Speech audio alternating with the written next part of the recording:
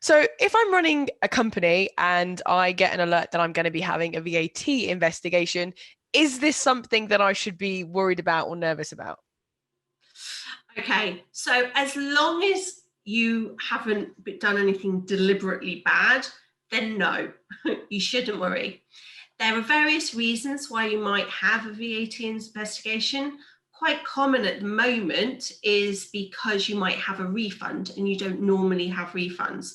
Now, of course, because lots of people's revenues have decreased, but they might still have a lot of costs. So that's quite common at the moment.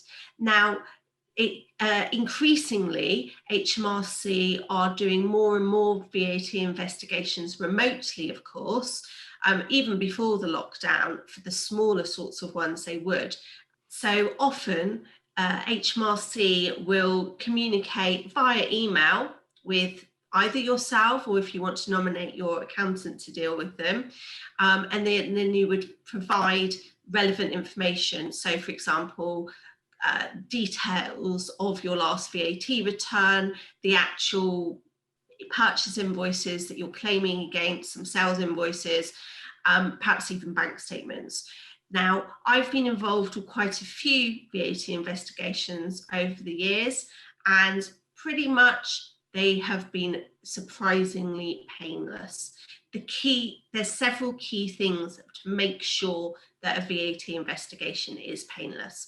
One, communicate back to HMRC as soon as possible, because it's very important to acknowledge their letter or call and make sure that you start the process as soon as possible. Second, make sure that you do have all the relevant records to hand. If they're in various different places, bring them all together. You know, some people have everything online now, which is great, but if you have got, you know, some things archived up in the loft or whatever, bring it all down so you've got everything ready so that you can scan it or present to HMRC if it was a physical inspection. If you're going to have a physical inspection, I would recommend that your accountant does just have a quick look through everything that you'll be presenting, just to make sure there weren't any accidental mistakes, because it's always better to say to HMRC first, actually, yeah, thank you for coming in to inspect us.